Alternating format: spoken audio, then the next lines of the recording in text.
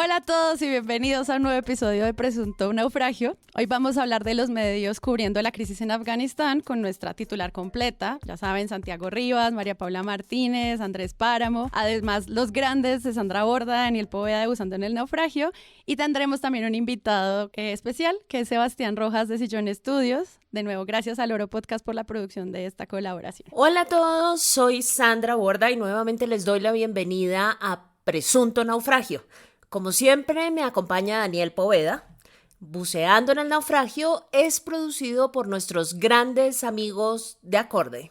Este es un capítulo especial sobre Afganistán que grabamos junto a nuestros queridísimos amigos de Presunto Podcast. Escucharán una mezcla muy interesante de los distintos estilos de cada podcast. Ojalá se puedan pasar por el podcast de ellos y conocer su contenido. Let us also pray for divine wisdom as our leaders consider the necessary actions for national security. Wisdom of the grace of God, that as we act, we not become the evil we deplore. Advertimos que este episodio construye sobre la historia que contamos en el capítulo 12 de Buceando en el Naufragio, que es titulado El mal que lamentamos, y lo publicamos en marzo de 2020. Allí explicamos a profundidad del contexto detrás de la guerra en Afganistán, la guerra más larga en la historia de Estados Unidos. Entonces, antes de empezar, si no han escuchado nuestra última colaboración, sí los invitamos a que busquen Presunto Naufragio donde sea que escuchen sus podcasts. Ahí van a encontrar un episodio muy bacano sobre las elecciones de Estados Unidos, sobre el voto por correo, toda la discusión que se dio el año pasado entre la elección entre Donald Trump y Joe Biden. Está súper completo, fue súper divertido grabarlo y fue tan divertido que hoy lo vamos a volver a hacer, y esta vez sí mostrándoles todos los pormenores de la grabación. September the 11th, enemies of freedom committed an act of war against our country. Empezando por los ataques del 11 de septiembre de 2001 y la declaración de la guerra contra el terrorismo durante la administración de George Bush, en el mal que lamentamos, recorrimos el camino que llevó al gobierno de Trump a negociar con los talibanes, firmar un acuerdo con el propósito de alcanzar la paz en Afganistán y oficializar el retiro de las tropas estadounidenses de ese país. No se queden sin escucharlo. It's been a long journey in Afghanistan in particular. It's been a very long journey. It's been a hard journey for everybody. Empecemos entonces, como es usual, por el comienzo. El pasado 23 de junio, The Wall Street Journal destapó en exclusiva que la comunidad de inteligencia estadounidense había revisado sus estimaciones, antes más optimistas, y concluido que el gobierno de Afganistán podría colapsar unos 6 meses después de completarse el retiro militar de Estados Unidos. Supuestamente, era una lectura más pragmática de la situación en Afganistán después de que, desde meses atrás, los talibanes empezaron a conquistar docenas de distritos y a rodear las ciudades principales de ese país sin resistencia alguna. Según The New York Times, informes de inteligencia previos pronosticaban que los talibanes tardarían años en subir al poder. Our military mission in Afghanistan will conclude on August 31st. The drawdown is proceeding in a secure and orderly way, prioritizing the safety of our troops as they depart.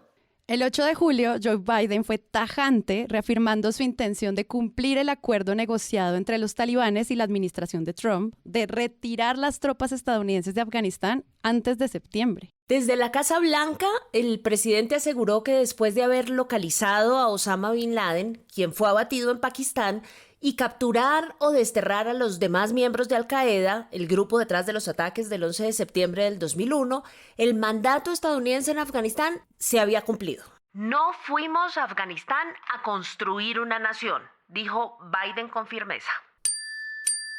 We achieved those objectives. That's why we went. We did not go to Afghanistan to nation build, and it's the right and the responsibility of the Afghan people alone to decide their future and how they want to run their country.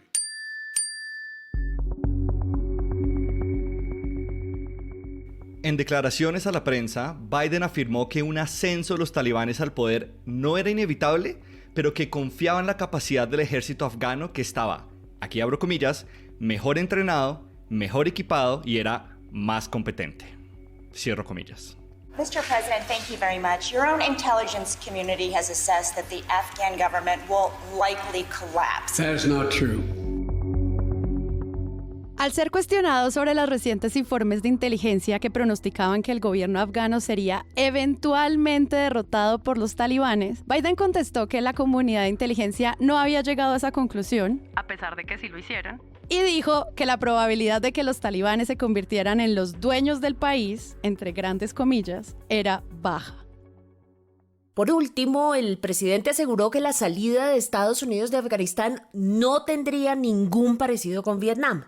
Abro comillas. No habrá ninguna circunstancia en la que se vea a gente siendo levantada del techo de una embajada.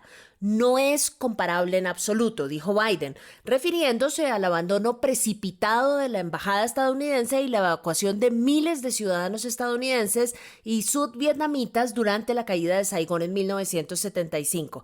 La gran paradoja de todo este asunto es que sí lograron una imagen exacta, la imagen de Saigón. Mientras que los talibanes ganaban terreno capturando, según Al Jazeera, más de una docena de capitales de provincia en cuestión de días, el 10 de agosto Biden reafirmó su posición señalando que el ejército afgano contaba con más de 300.000 hombres, superando a los talibanes. Tienen que luchar por sí mismos, luchar por su nación, dijo el presidente demócrata antes de asegurarle a los periodistas que no se arrepentía de su decisión.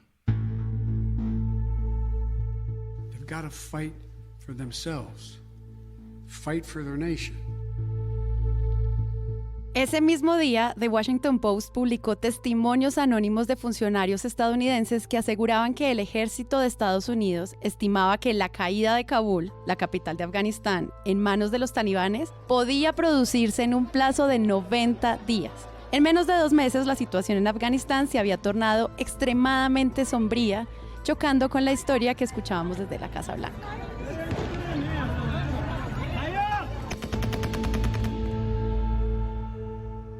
Cinco días después, el presidente afgano Ashraf Ghani, arrinconado, huyó del país y los talibanes tomaron el control, plantándose cómodamente en el Palacio Presidencial de Kabul. El sorpresivo entre comillas, obviamente, ascenso de los talibanes marcó el fin de la incursión estadounidense en Afganistán, que duró 2 décadas y costó más de $2 billones según Brown University. Con las imágenes del caos en el aeropuerto de Kabul inundando las pantallas de televisión, las portadas de los periódicos y las redes sociales a lo largo y ancho del mundo, David Sanger del New York Times escribió, abro comillas, Biden pasará a la historia, justa o injustamente, como el presidente que estuvo al mando durante el humillante último acto del experimento estadounidense en Afganistán. Con el frenesí, las comparaciones con Saigón no se hicieron esperar, ya que la embajada fue abandonada y todo el personal estadounidense fue trasladado precipitadamente al aeropuerto. Miles de ciudadanos afganos se dirigieron al aeropuerto y algunos, desesperados por huir, se aferraron a los vuelos que despegaban para luego caer al vacío y morir.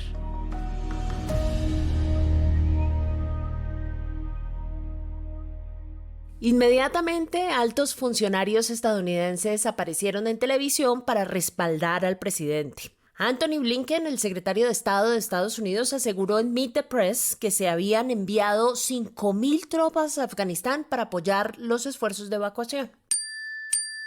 I want to play something you said in June about the withdrawal and get you to respond to it on the other side. Here it is.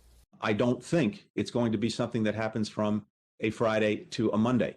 So I wouldn't necessarily equate the departure of our forces in July, August, or by early September with some kind of immediate deterioration in the situation. How did that assessment end up so wrong?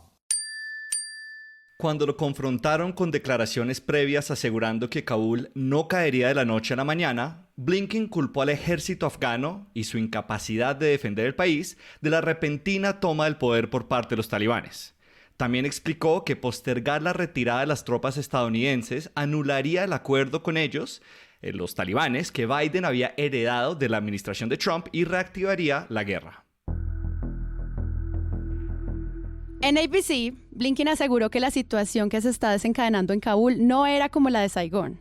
En Afganistán cumplimos nuestros objetivos, recalcó el secretario de Estado. El 16 de agosto, Jake Sullivan, consejero de Seguridad Nacional de Estados Unidos, salió en Good Morning America y aclaró que Biden jamás pensó que fuera inevitable que los talibanes se tomaran Afganistán y, como Blinken, aseguró que el ejército afgano había decidido tomar un paso al costado y no luchar por su país. I stand squarely behind my decision. After 20 years, I've learned the hard way that there was never a good time to withdraw U.S. forces. I always promised the American people that I would be straight with you. The truth is, this did unfold more quickly than we had anticipated. Más tarde ese mismo día, Biden se dirigió a la nación y admitió que la toma de poder de los talibanes había sido más rápida de lo previsto, pero insistió en que se mantenía firme en su decisión. Destacó que Osama Bin Laden había sido eliminado hace una década y que Al-Qaeda estaba gravemente debilitada y por eso no podría refugiarse en Afganistán para atacar nuevamente a Estados Unidos. Aseguró que el colapso del ejército afgano confirmaba que finalizar la participación militar de Estados Unidos en Afganistán había sido la decisión correcta y que un año más, 5 años más, 20 años más de presencia militar no habrían hecho la diferencia. Soy el cuarto líder estadounidense en presidir la guerra en Afganistán. 2 demócratas y 2 republicanos. No pasaré esta responsabilidad a un quinto presidente, dijo Biden. I know my decision will be criticized, but I would rather take all that criticism than pass this decision on to another president of the United States, yet another one, a 5th one. Desde entonces, los esfuerzos de evacuación de Estados Unidos han aumentado a buen ritmo hasta hoy, tratando de cumplir el plazo del 31 de agosto fijado por la Casa Blanca, ya que los talibanes han rechazado cualquier tipo de prórroga sobre esta fecha. Sin embargo, bajo el control de los talibanes, los ciudadanos afganos más vulnerables, especialmente las mujeres, siguen sumidos en una incertidumbre preocupante. Por ahora, el mundo entero está con los ojos puestos sobre Afganistán a la espera de conocer cómo gobernarán. I stand squarely behind my decision. After 20 years, I've learned the hard way that there was never a good time to withdraw U.S. forces. The truth is, this did unfold more quickly than we had anticipated. So what's happened? Parecía que podía ocurrir en cuestión de meses, se redujo a 10 días. El talibán se tomó a Afganistán en una ofensiva sin precedentes. El presidente abandonó el país para, según dijo, evitar más derramamiento de sangre. Las Fuerzas Armadas Democráticas no dan abasto para hacerle frente al grupo terrorista. Como muestra de su dominio, militantes... Más tarde, los líderes talibanes tomaron por completo la ciudad y el palacio presidencial, mientras miles de afganos que apoyaron a las tropas estadounidenses huían aterrorizados hacia el aeropuerto para tratar de salir del país.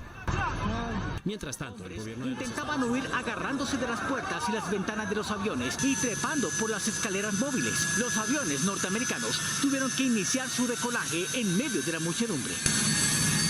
Al menos 7 personas murieron en el intento, 3 de ellas cuando trataron de viajar como polizones escondidos en el tren de aterrizaje de este avión de las fuerzas militares de Estados Unidos. En las calles hay temor y los ciudadanos solo quieren huir de la que una vez fue su casa. Algunos ya lo lograron. No puedo creer que el mundo haya abandonado a Afganistán. Nuestros amigos van a morir. Los talibanes los van a matar. Nuestras mujeres no van a tener más derechos. India, Irán y Pakistán son algunos de los países que ya comienzan a sentir la crisis migratoria. La comunidad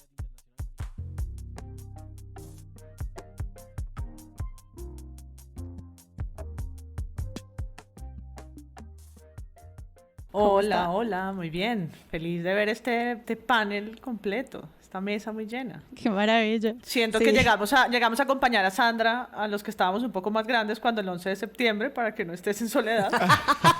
Gracias. Arriba.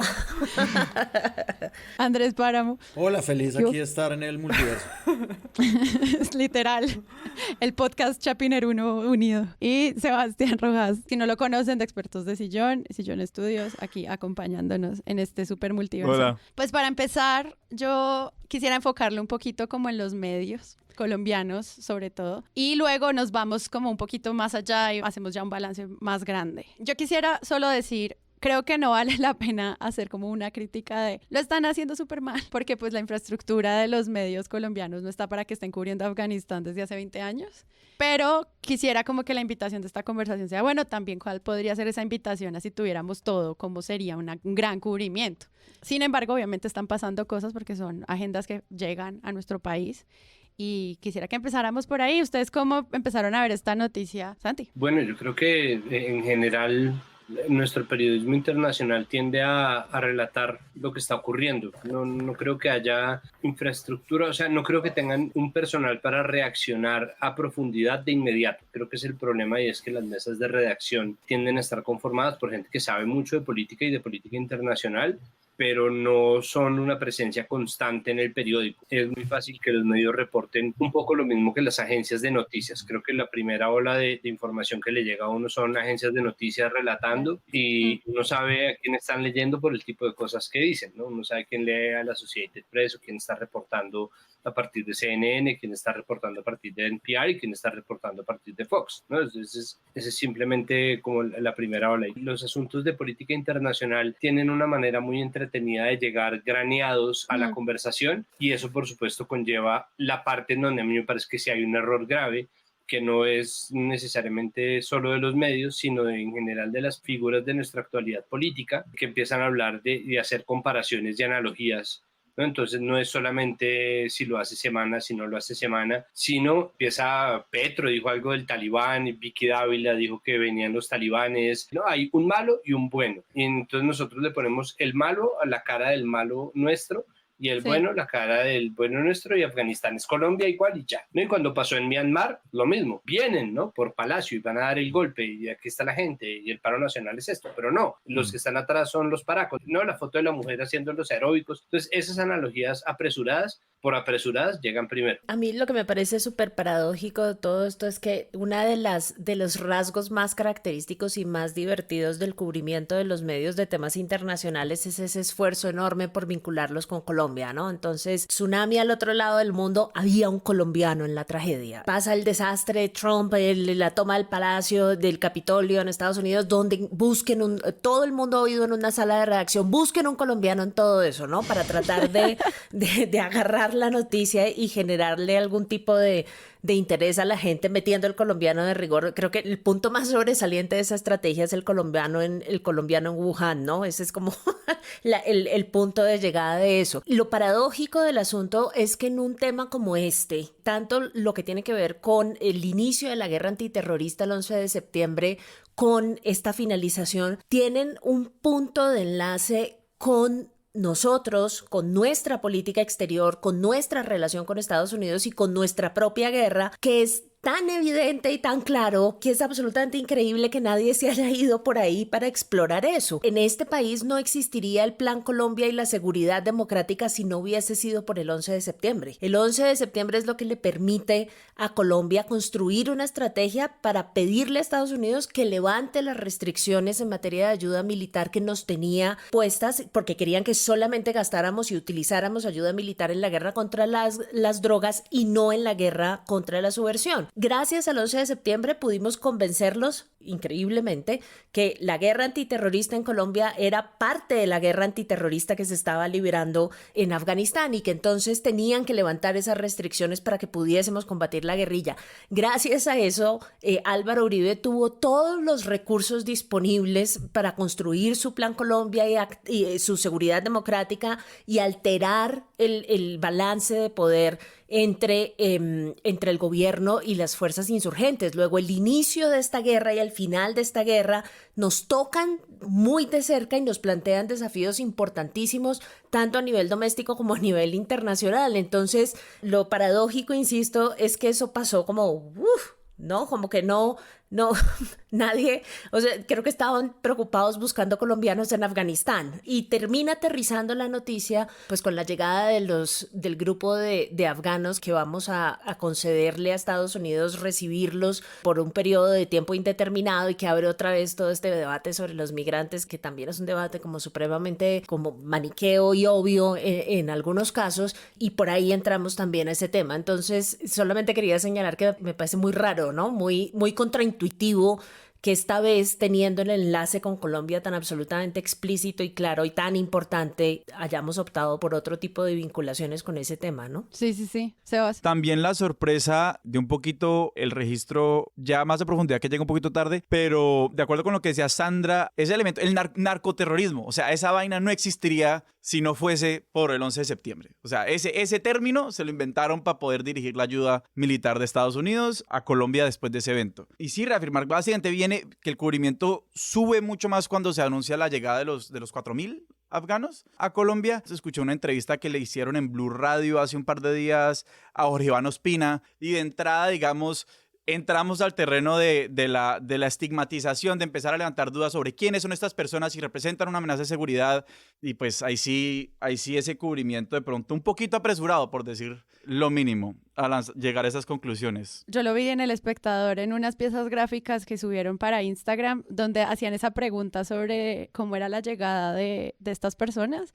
y abajo como, pero no los vayan a discriminar, y yo, pero es que estás llamando tú el debate, o sea, me parecía, y bueno, también lo hablábamos con Rodrigo, editor de Presunto de eso. Pero la otra cosa bien interesante en esa entrevista agenda, es que nos contaron que los taxistas en Cali están aprendiendo pastún para poder interactuar con los afganos, y alguna periodista de por ahí salió a decir en Twitter que ven, sí tiene sus grandes ventajas esto de tener migrantes en Colombia. Vamos a tener taxistas que hablan pastún. La nota de color.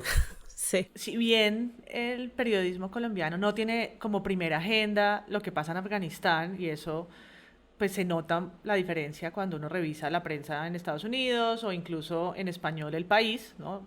No sucede igual en cantidad ni en profundidad, y por supuesto pues ni en corresponsales ni en fuentes de primera mano. Entonces lo que tenemos son un montón de noticias construidas por agencias o por el unifuentismo de un canal, sobre todo estadounidense. O sea, estamos como muy enfocados en ver cómo el discurso americano cubre Afganistán, y cada medio en Colombia pues elige por cuál medio gringo se va, por decirlo fácil. Y ahí pues de rescatar lo que pueden hacer en algunos espacios pues que no alcanzan por supuesto a ir tan allá, pero la W es de los pocos que sí tiene corresponsales y sí logra llamar y que le contesten en inglés, y que podamos tener una voz oficial sin el filtro NPR o Fox o agencia, ¿no? Y eso creo que en situaciones no se nota casi nunca, porque no estamos cubriendo, además de que Julio pregunte cómo está el cielo en no sé dónde, pues no importa, pero cuando pasan estas cosas sí.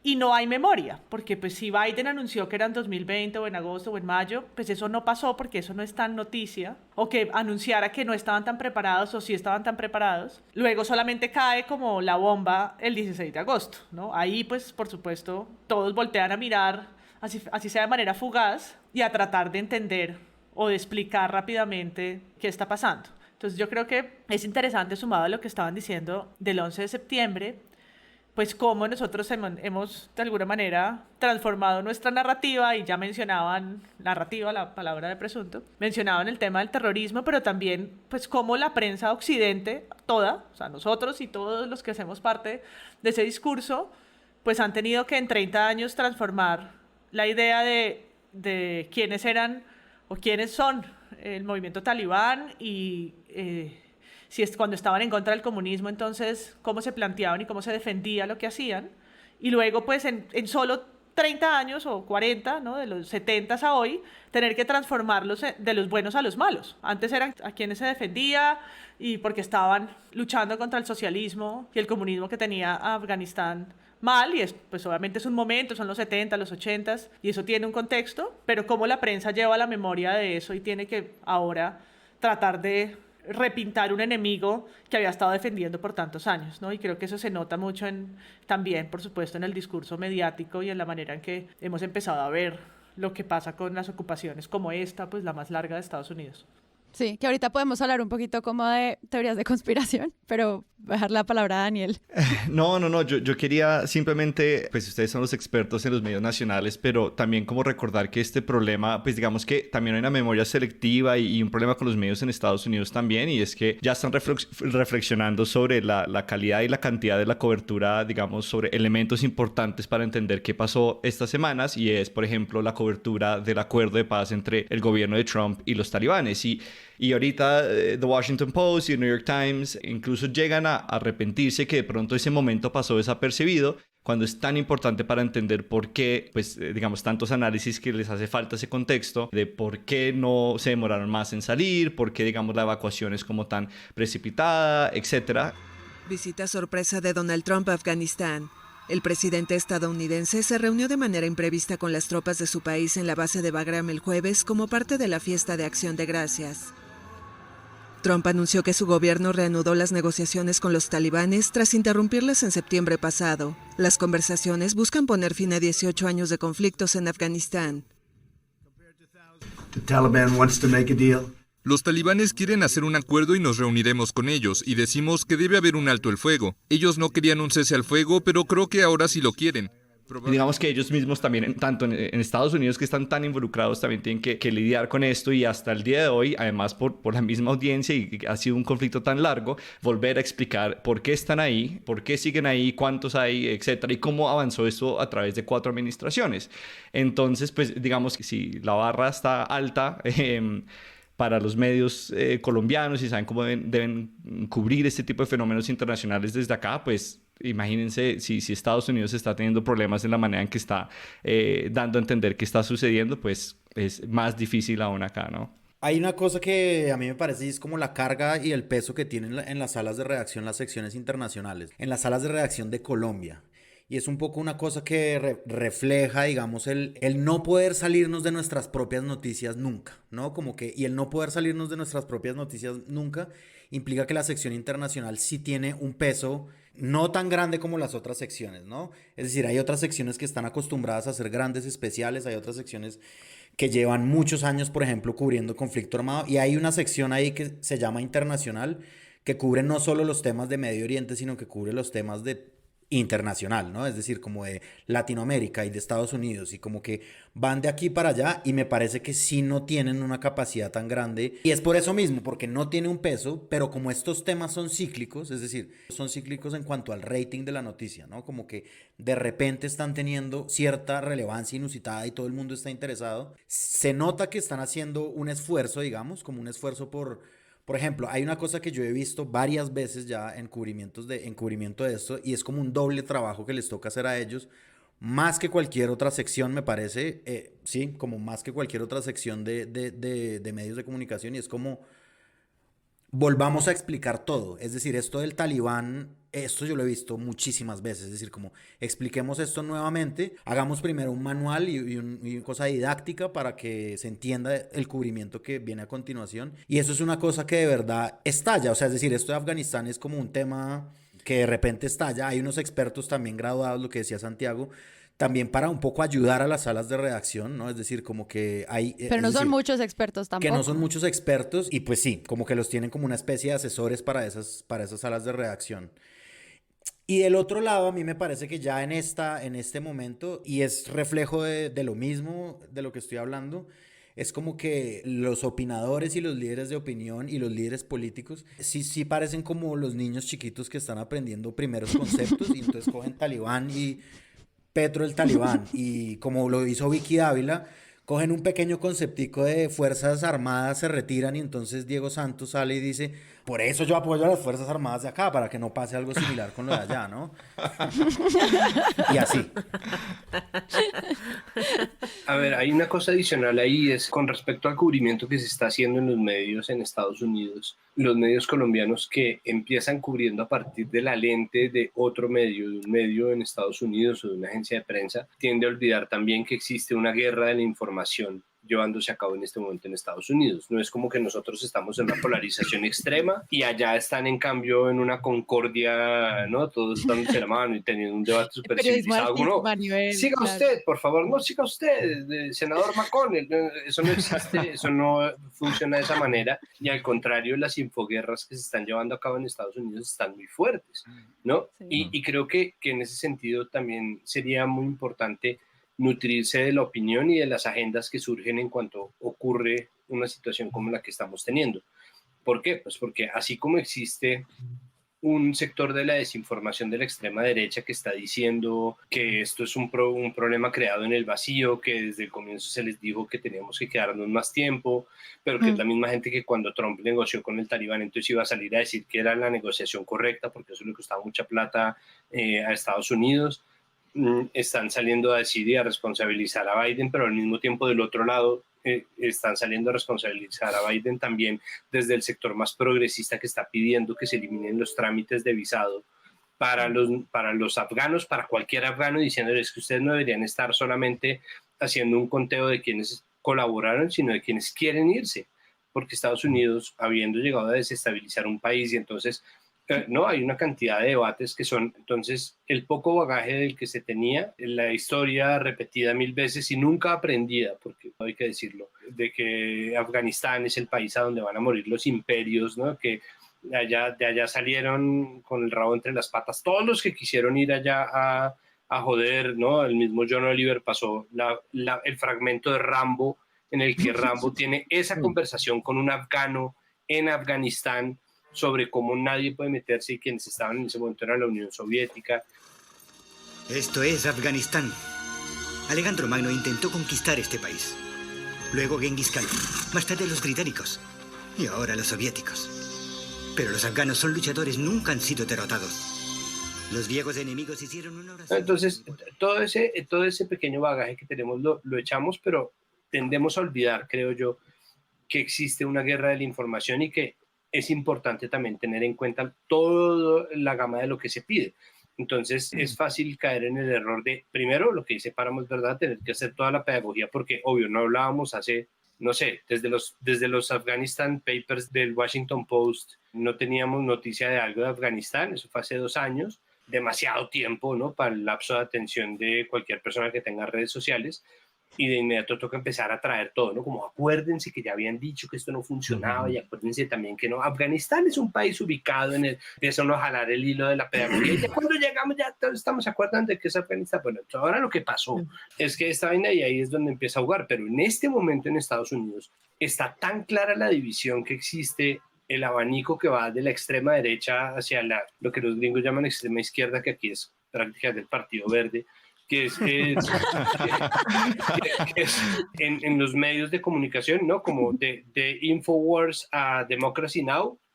Hay como un abanico gigantesco de opciones y normalmente eso no está marcado solamente por enfoque, sino también por agendas. ¿Qué quiere el medio? El medio quiere que quede una mancha permanente en el legado de Biden. El medio quiere defender a Biden a ultranza, el medio quiere recordar lo de Trump, el medio quiere que se olvide lo de Trump, el medio quiere que se traigan a todos los afganos, el medio quiere que no se genere una crisis de refugiados, y esa lectura es como una capa adicional que yo creo que debería ser exigencia, porque en países, primero, que tienen una crisis económica en los medios de comunicación, pero que además cuando no contratan internacionalistas de planta o no tienen los suficientes, valdría la pena tener a alguien que al menos sepa leer agendas dentro del ecosistema de medios en Estados Unidos. Sí, y si, digamos, si alguien está interesado en ver algo de malabarismo político, sobre todo ahorita antes de elecciones de medio mandato, pues basta con ver los discursos de los republicanos desde el 11 de septiembre de 2001 y cómo por alguna razón se les olvida de que la invasión a Afganistán fue un consenso bipartidista abrumador bajo un presidente republicano, que en ese momento además fueron ellos quienes estuvieron de acuerdo en extender el mandato de Estados Unidos a Afganistán a pesar de cumplir la mayoría de sus objetivos en el primer año de operaciones,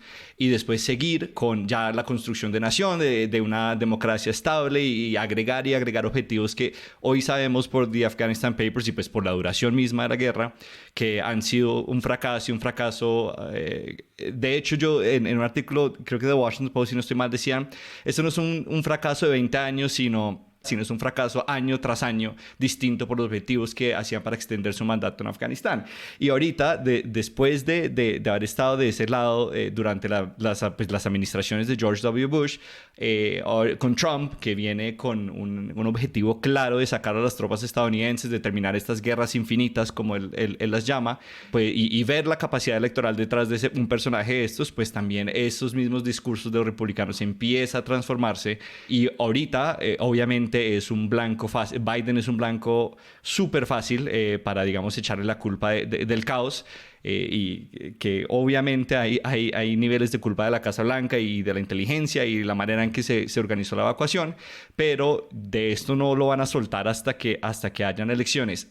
Digamos que ahí el punto importante es qué tanto importa en Estados Unidos, qué tanto importa estas escenas de caos, qué tanto importa que haya sido desorganizado, se les va a olvidar de aquí al próximo año cuando hayan elecciones, etcétera. Pero pues digamos sí hemos tenido que ver a Biden discurso tras discurso salir y pronunciarse al respecto, entonces la cosa no ha sido tan fácil para los demócratas tampoco, y los pone en una posición muy difícil también electoralmente. Pero digamos que la opinión popular apoyaba el retiro de Afganistán, y entonces pues digamos que ahí era una decisión fácil en un principio.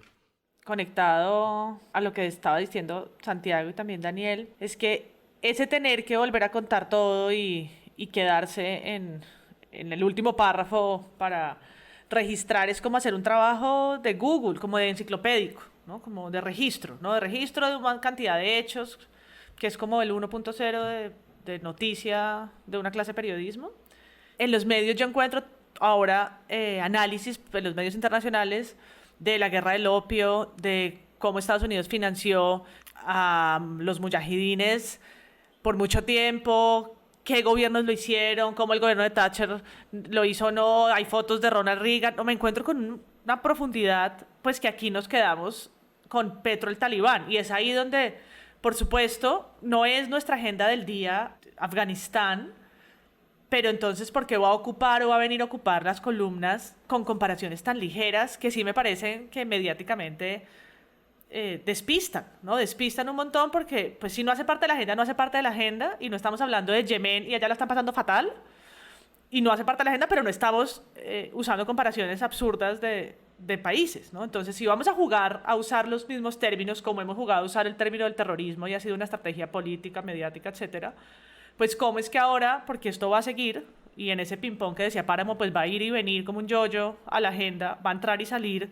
entre notas curiosas como la comida en Afganistán o qué sé yo, cuando esa migración suceda, los taxistas que van a ser bilingües o no, y los juegos que van a empezar ahora, no sé, en campaña preelectoral a decirle a Petro el talibán, o sea, que es como da oso un poquito, ¿no? Como que en la prensa nacional es lo que aparezca es Petro el talibán con esa simpleza, ¿no? Una comparación jo. Sí, qué irresponsabilidad. ¿No? Como... Porque pues también hace parte de ver cómo fue que construyeron ese enemigo o ese aliado en su momento para luego ver cómo lo usan de manera política. No, simplemente iba a añadir hasta qué punto es unidimensional y simplona la palabra terrorista, y creo que todo está conectado ahí, porque la narrativa de la guerra contra el terrorismo es una narrativa que crea un relato en donde hay unos buenos y unos malos, ¿no? O hay como unos buenos que somos todos los que somos víctimas de, y un malo gigantesco que tiene 700.000 caras, y entonces uno realmente nunca sabe. Y para mí el ejemplo es simplemente, y esa era la anotación que quería hacer, que ahora hay un nuevo actor, ¿no? Entonces el atentado terrorista de hoy fue llevado a cabo por ISIS-K, ¿no? ISIS-K.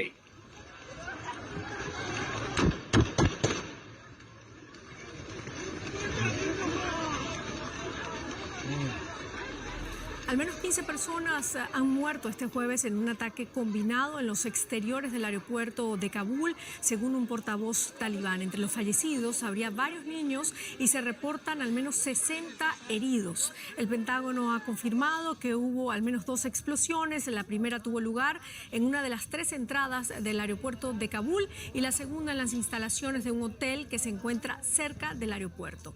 El portavoz talibán, Zabihullah... Pero entonces, cuando uno lo ve desde acá, ¿no? Como una persona desinformada o que está desapercibida de lo que está pasando en Afganistán, lo más seguro es que va a decir, oh no, apareció otro, ¿no? Como, oh no, los Decepticons, y entonces ahora llegaron otros malos, y entonces ahora qué va a ser de nosotros, como no, el Lex Luthor, y ahora llegó Gargamel, entonces está en la liga de los malvados villanos, porque para uno se lo volvió, dentro del racismo estructural de la narrativa, de la guerra contra el terrorismo, todo lo que es musulmán es necesariamente un terrorista, ¿no? No en vano la canción de Calle 13 que dice que va a explotar como palestino, muy simpático, muy racista, ahí está como, ¿no? Esa simplificación hace que uno diga, oh no, entonces llegó otro, y resulta, ¿no? Que son enemigos jurados, el Talibán e ISIS-K, es como, ¿no? Y empezar a entender simplemente esos matices, esos enfrentamientos, esas enemistades, esas complejidades del panorama,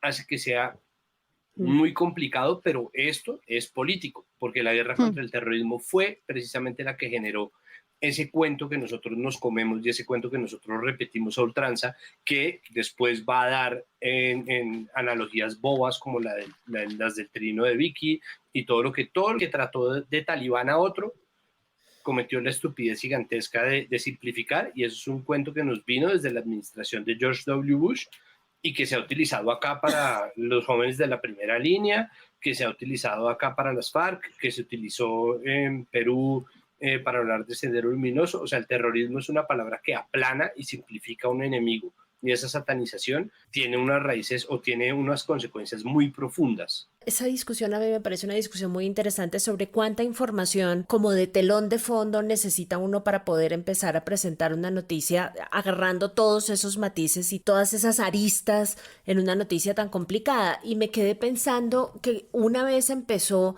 como el ciclo noticioso alrededor de lo que estaba pasando en Kabul, hubo gente que tuvo que salir a aclarar, por ejemplo, que Afganistán no era árabe. Entonces, mi preocupación con eso es probablemente perdamos en profundidad, pero ciertamente la ausencia previa de cubrimiento sobre temas internacionales, y ahí súmenle el problema, digamos, educacional de la gente alrededor de temas internacionales, porque es que realmente nuestros colegios no están preparando a la gente en esos temas bien, digamos, hace que sea absolutamente necesario empezar de cero, y eso es claramente un problema. Creo que le deja el trabajo del análisis a medios muy especializados y como con un interés muy particular en explorar y en cavar más hondo, pero creo que condenan los medios que no tienen ese interés particular en hacer un cubrimiento apenas con apenas el inicio de la historia. Yo en medio de eso prefiero que sea un cubrimiento superficial pero riguroso a que sea un cubrimiento súper profundo y analítico, pero con muchos problemas. Y eso me lleva a un punto simple sobre algo que estaba diciendo Andrés, y es el papel de los expertos. El papel de los expertos en el cubrimiento noticioso sí que es problemático en este tipo de cosas. Yo en esta discusión siempre recuerdo la llamada de un periodista alguna vez diciéndome, mire, hubo un apagón en la India. ¿Cómo interpreta usted eso? Y yo decía, pues pucha, yo, o sea, ni sé de electricidad, ni sé de la India, ni sé de todo lo que, digamos, involucra esa noticia. Los internacionalistas no sabemos de todo lo que pasa en el sistema internacional. Entonces, yo misma a veces, en mi rol de analista, me encuentro corta porque la parte de este problema que yo conozco es la que tiene que ver con política exterior estadounidense. Pero si usted me pone a mí a hacerle un análisis de la historia de Afganistán desde el siglo XVIII, me rajo monumentalmente porque yo no soy experta en Afganistán. Entonces, no soy experta en los intríngulis de las tribus, de las diferencias religiosas, de los sunnis, de los chiitas, del vínculo con Arabia Saudita, de Irán. O sea, eso es una cosa súper complicada que requiere no un analista internacional. Es decir, los internacionalistas no sabemos de todo lo que pasa en el mundo, sino que requiere una cosa... No, imagínate. Los medios me dijeron que sí. Newsbreak. Te estás burlando, pero no sabes la cantidad de gente que lo llama a uno como usted, Myanmar, para poner solamente un ejemplo. Perdón, yo no tengo ni idea de Myanmar, no tengo ni la menor idea, no, o sea, me entero de la misma forma que se está enterando la gente que está leyendo los periódicos internacionales. Y ahí también tenemos un déficit enorme de gente que sepa de montones de sitios. Nosotros no tenemos muchos expertos en temas del Oriente Medio, por ejemplo. No tenemos nadie que sepa de África. Creo que hay una o dos personas que saben de eso. O sea, lo nuestro es Estados Unidos, un poco América Latina y un poco Europa Occidental. Sálganse de ahí y es un camello encontrar gente que pueda hablar, digamos, con conocimiento profundo sobre ese tema. Entonces, no solamente es la relación entre expertos y medios, sino adicionalmente la misma naturaleza un poco precaria del trabajo académico que hay en esos temas, ¿no? Incluso América Latina estamos dándole mucho crédito. Sí. O sea, vamos a hablar sobre Centroamérica a profundidad. Sí. O sea, Nicaragua, Sí. el problema que hay en Nicaragua, hablemos de Nicaragua en la prensa colombiana, ¿no? Sí, Bola de heno. total, de acuerdo. Sí, pero es que de nuevo, lo que yo decía al comienzo, o sea, también son espacios muy pequeños dentro de las salas de redacción. O sea, un en medio como El Tiempo, que uno dice, wow, es grande, tiene un montón de gente. 2, 3 personas tienen en Internacional cubriendo el mundo, o sea, pues es por una ahí. hojita, Pero yo quería una hojita preguntarle, suelta. sí, Ahí sí. como... No, y pues pobres, o sea, no duermen, como estas personas tratando de entenderlo. Y yo quería hacerles una pregunta de eso. Bueno, venimos como de entender un Estados Unidos que nos llega por CNN y pues las agencias como más centralizadas, pero hay otros actores, empieza a llegar Al Jazeera también y empieza a llegar RT también. Estas otras cadenas gigantes que obviamente también tienen unas agendas pues mucho más claras en otros niveles. No sé cómo lo ven. Decía Santiago ahorita que hay estas guerras, bueno, hablaba de la polarización de los medios estadounidenses y hablábamos de cómo a través de qué filtros y qué sesgos estamos recibiendo al momento que cubrimos todas estas cosas. Y a mí el caso de Al Jazeera me parece que es, digamos, genial para examinar lo que está pasando. Al Jazeera hace parte de unas Infowars en el Golfo Pérsico, pues que además pasan por un bloqueo, ese bloqueo, bueno, lo termina Trump, o sea que empieza más o menos en 2017 y Trump logra un medio acuerdo entre los países del Golfo para que dejen de bloquear a Qatar, y pues Qatar es el sitio donde pasan las negociaciones entre Trump y el Talibán.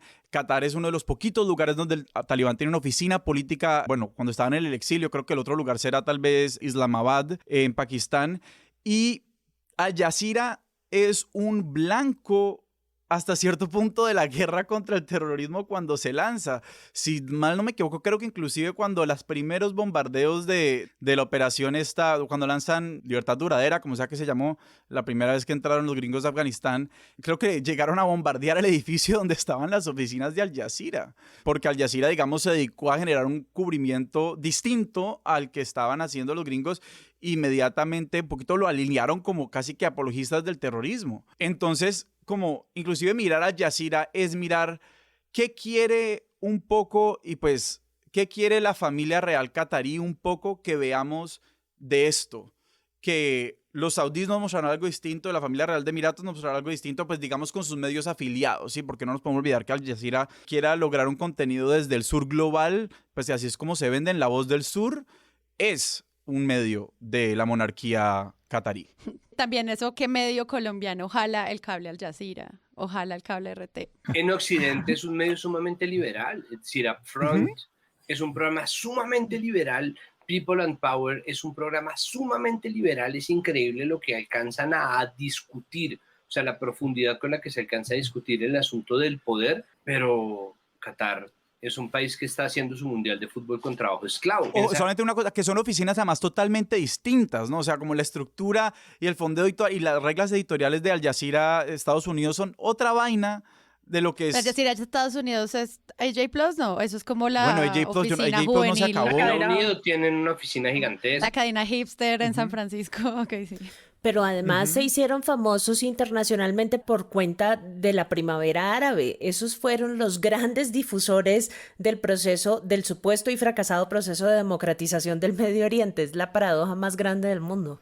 Si no fuera por estos medios, sobre todo Al Jazeera, y bueno, posteriormente llegan los gringos como a informar sobre esto, es que no sabríamos cómo estaba ocurriendo las cosas en terreno. Y la verdad es que si estuviera siguiendo la cobertura de Al Jazeera, y bueno, y posteriormente The Washington Post, Wall Street Journal, New York Times, etcétera, pues para nadie era una sorpresa, pues obvio, de pronto lo precipitado que fue y lo rápido que fue, pero la verdad es que ellos eran los que estaban cubriendo distrito por distrito, capital por capital, cómo estaban cayendo estas ciudades y estos pueblos en manos de los talibanes, y además estaban describiendo la forma en que lo estaban haciendo, en cómo lo estaban haciendo sin disparar una sola bala, en que se estaban rindiendo los líderes locales de cada una de estas capitales, los términos, sabían que estaban dando una remuneración por armas entregadas y por pasarse pues a a esa milicia, etcétera. Y porque si nos guiáramos totalmente por los pronunciamientos desde la Casa Blanca, pues mejor dicho, pues obviamente la sorpresa era grandísima, y por eso es que en el guión intento como destacar la diferencia que había entre los pronunciamientos oficiales desde el gobierno en Estados Unidos y la diferencia del cubrimiento de los medios que nos estaban advirtiendo que se estaba cayendo ese país y que el colapso de la ciudad era inminente, que pues me parece un contraste grandísimo, y si no fuera por Al Jazeera, pues o sea, no tendríamos ni idea, y pues otros medios que también estaban allí. Yo tengo una pregunta con eso, pero esto sí está basado en mi completo desconocimiento. ¿Eran temas que se podían cubrir fácilmente o había como alguna actividad de la Casa Blanca para que no salieran cosas del tema? Estamos fallando estrepitosamente año tras año tras año, porque pues me imagino que no es tan fácil comunicar este tipo de información y que pues a la presidencia le parezca pues sensacional. Entre otras cosas, hay toda una discusión sobre justamente lo que pasa con el cubrimiento y con los corresponsales en situaciones de guerra, que son en la gran mayoría de los casos gente que va a los lugares en donde están ocurriendo los conflictos protegida por las Fuerzas Armadas estadounidenses, los famosos embedded journalists, que la única forma que tienen de cubrir es estando protegidos, y salir al campo solamente pueden hacerlo dentro de las tanquetas de las Fuerzas Armadas estadounidenses, es decir, no tienen la oportunidad de construir una perspectiva independiente fuera de la dimensión y de la óptica que les otorga la Fuerza Armada estadounidense. Y creo que, digamos, parte de eso es estratégico, pero también creo que es que no hay opción de que sea de otra forma, porque si no el riesgo que se corre en materia de seguridad es enorme. Y eso ha producido, o sea, el primer más dramático caso de eso pues fue Vietnam, donde a todo el mundo le cayó el 20 de que la guerra se estaba perdiendo pues demasiado tarde, porque todo lo que había era un procesamiento de fuentes oficiales que simplemente estaban interesadas en mostrar constantemente que la cosa se estaba ganando, que la cosa estaba bien, hasta que ya no se pudo sostener más el cuento de que la cosa estaba bien y todo se fue de madres. Entonces yo le he hecho seguimiento como a los medios tradicionales gringos, incluso los más liberales que son más críticos de este tipo de cosas, y nadie estaba registrando un fracaso tan monumental como el que terminamos viendo en las últimas semanas. El otro día una corresponsal española estaba diciendo: es absolutamente increíble que los medios gringos, por ejemplo, no registraron que esa toma de las ciudades que vimos últimamente estuvo precedida por un avance en las zonas rurales de Afganistán por parte de los talibanes que venía pasando desde hacía tiempos. O sea, llegaron a las ciudades tan rápidamente porque ya tenían copadas las zonas rurales que estaban alrededor de las ciudades. Entonces, claro, uno ve los medios gringos y todo el mundo está súper sorprendido, pero los otros medios internacionales, incluyendo los medios españoles de donde hablaba esta mujer, eso lo tenían bastante descifrado desde antes, aunque yo creo que también hubo un pacto de silencio ahí como súper preocupante, por lo que también había pues tropas de la OTAN involucradas, y eso no iba a ser solamente un fracaso de los gringos al final, sino pues de todo el esfuerzo europeo por tratar de pelear la guerra contra el terrorismo en ese escenario particular, ¿no? Claro, y pues estaba primero pues la narrativa de la reconstrucción, la de la guerra contra el terrorismo, y pues obviamente Estados Unidos posicionándose como potencia mundial. Porque es que además la historia es muy interesante, es decir, como que la historia es obviamente como una crisis humanitaria gigantesca, pero la historia yo creo que sí tiene una cosa que atrae a los narradores y a los contadores de historias. Y entonces eso sí se queda como en el espejo retrovisor, pero esto es algo que ha venido sucediendo mucho, como el repliegue de las tropas de Estados Unidos y los talibanes como provincia por provincia, apoderándose y como quedando ahí a la expectativa, a pesar de lo interesante que es y a pesar, digamos, del dominio noticioso que eso pudiera tener, siempre es como apuntándole a la respuesta al rating de la noticia. Dos cosas. Lo primero es normal que la incompetencia dé lugar a situaciones como la que está ocurriendo en Afganistán. Si hay cosas que la gente no se esperaba, ¿no? Es decir, creo que nosotros tendemos a pensar en el orden internacional como un superplan, ¿no? Y cuando nosotros pensamos que el mundo afuera de nosotros es absolutamente organizado y nosotros somos una pelotera, eso también es parroquialismo. Si nosotros achacarle al mundo entero que sea competente todo el mundo menos nosotros, es un error, porque eso no siempre es así, y mucho de lo que ocurre en el mundo también tiene que ver con el descontrol y el fracaso. En esa medida es fácil olvidar en Colombia, no en Estados Unidos, allá no deberían olvidarlos, pero los papeles afganos, el reportaje del Washington Post no debió haberse olvidado, porque eso tendría que estar perfectamente claro Eso tendría que ser parte de la memoria periodística en Estados Unidos, pero hay que decir que todo el mundo estaba sorprendido, empezando por Joe Biden, con el desenlace de, ¿no?, la salida y la escalada tan rápida del Talibán. Y ahí empieza a aparecer un montón de información, pero hay que ver que en Estados Unidos también tenían completamente olvidado una parte de lo que estaba ocurriendo allá y ahorita se les estalló en la cara. Eso me ayuda a pensar una siguiente como pregunta. ¿Qué pasa como con estos nuevos órdenes mundiales y las nuevas palabras que van a llegar a las narrativas? Porque obviamente estamos en terroristas, narcoterroristas, y luego es como si esta guerra, pues allí ya no empieza a perder fuerza global, como empieza de pronto los medios a configurar la historia en torno más bien a China o Rusia, por ejemplo. Que siento que también hay un viraje ahí que uno puede entender. Conectado o desconectado, dependiendo del analista, pero no sé ustedes cómo ven eso frente a esto, que alguien podría decir, eso es una teoría de conspiración, Sara, cálmate. Pero yo creo que tiene sentido porque al final pues son agendas mundiales que sí afectan nuestras palabras y nuestros nombres, etc. Para responder tu pregunta sobre si es teoría de conspiración de que las prioridades vayan a girar hacia China, yo creo que cero. La realidad es que en todas esas ocasiones en las que él habló en estos últimos meses, él dice una y otra vez que las prioridades de Estados Unidos están en otro lugar. Y si es que no dice China, se puede inferir que es China, que son otras amenazas distintas a la seguridad nacional de Estados Unidos. Y por eso mismo tú lo mencionaste en el episodio de Buceando anterior que hicimos nosotros, pues estamos analizando una China muchísimo más asertiva, aprovechándose del vacío que dejó Trump con su política de America First y de una China que quiere ser líder en el sistema internacional. Entonces, para nada, o sea, Biden, el presidente de Estados Unidos, ha repetido una y otra vez que hay, primero, que el terrorismo también ya está ocupando, ya se está realizando desde otros países y sin la necesidad de tener tropas estadounidenses, supuestamente ellos pueden lidiar con esas amenazas terroristas. Y aparte de eso es porque su administración tiene prioridades completamente distintas. O sea, Afganistán no está entre los intereses de Estados Unidos en este momento. Y realmente esas amenazas vienen desde China y desde Rusia, digamos, con todo este tema de política electoral, de intervención en su política, que pues es otro tema. De hecho, creo que hablamos de eso en el último presunto naufragio, pero tienes toda la razón. O sea, las cosas, o sea, el interés y las prioridades de esta administración van a girar hacia China, su mayor competencia.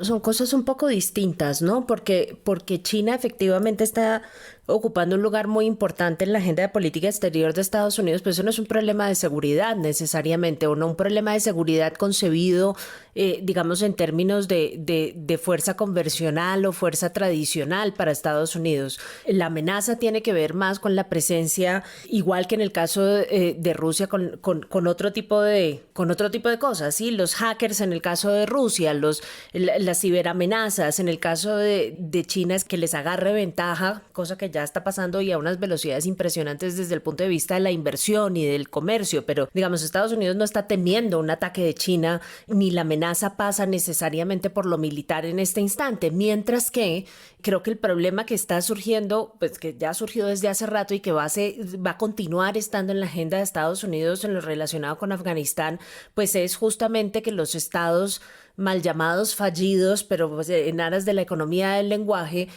tienden a constituirse en lugares en lugares patrocinadores y en safe havens, en refugios, pues de organizaciones extremistas, guerrilleras o como quieran llamarlas, o fundamentalistas.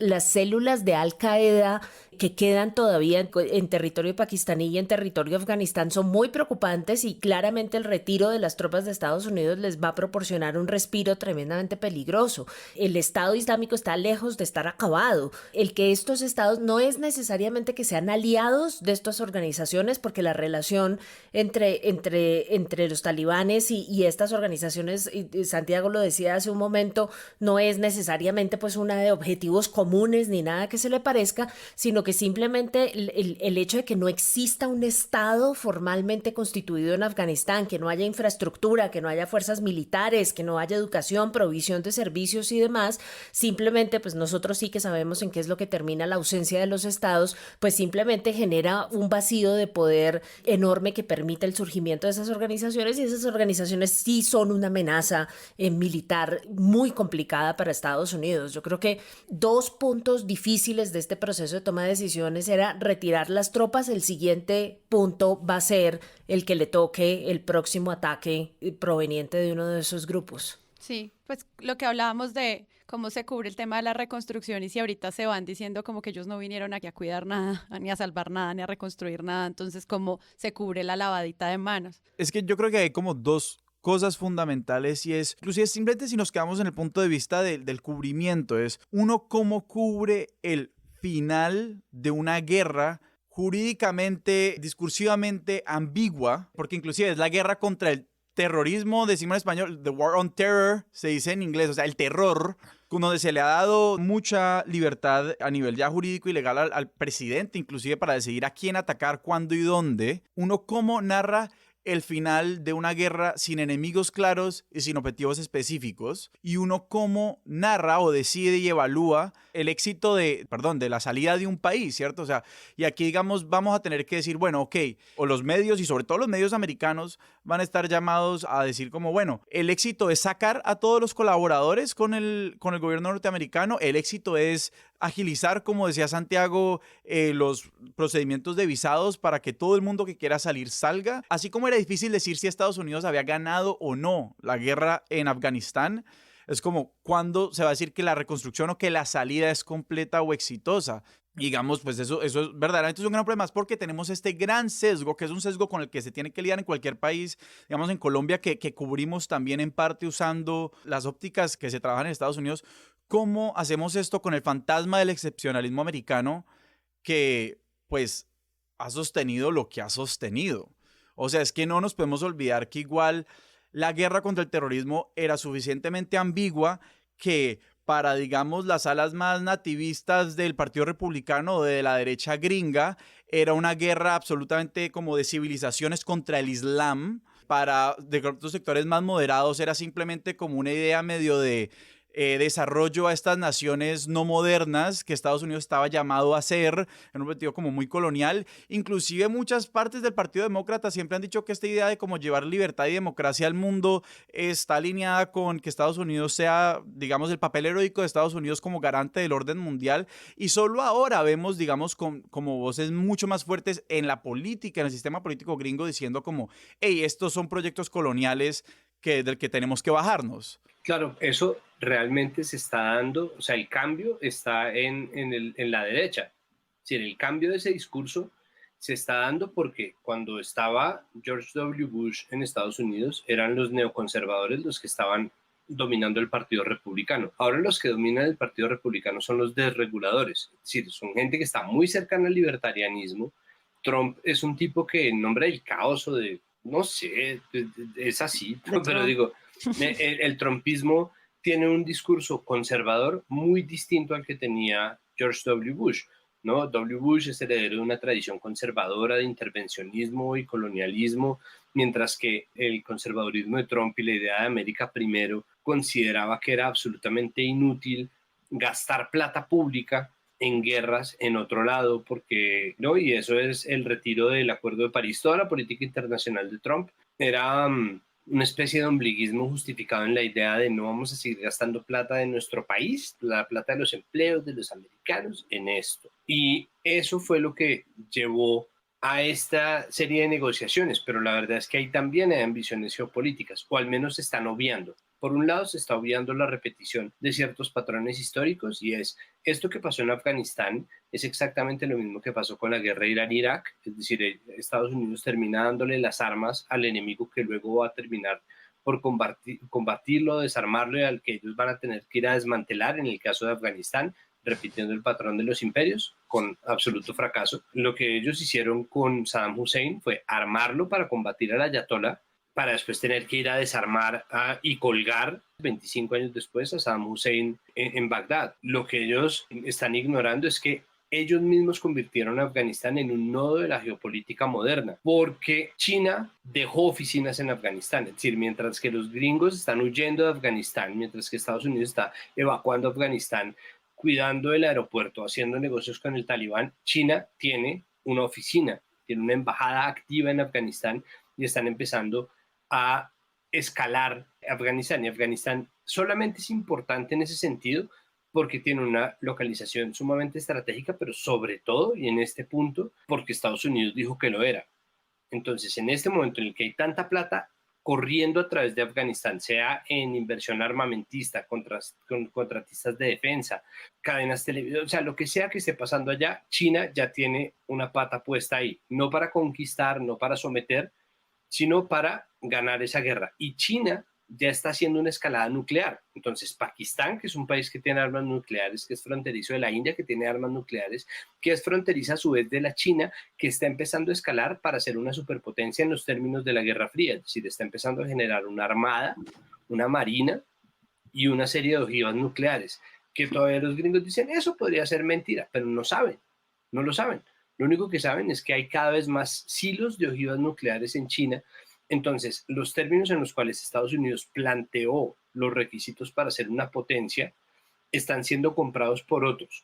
Y el problema es que Trump encima de eso les dejó el retiro del pacto nuclear con Irán. Entonces, ellos están teniendo que tapar muchos huecos a la vez porque China está copando los huecos geopolíticos de la guerra fracasada en Afganistán, está copando huecos de la política nuclear que ellos tienen que tapar con Irán y después ir a negociar con China. Seguramente China va a negociar con ellos, pero China está haciéndose fuerte en ese sentido para tener con qué negociar. China se les está volviendo una potencia, entonces ellos no tienen cómo no estar interesados, pero están omitiendo, tal vez porque no tienen otra opción, que China en Afganistán también se les está volviendo un problema.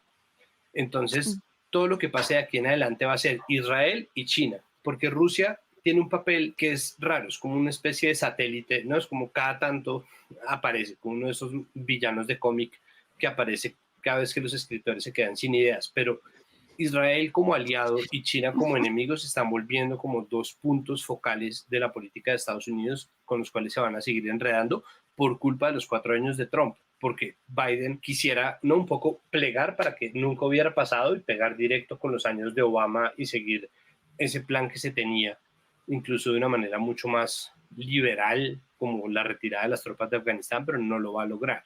¿Cómo se va a cubrir eso?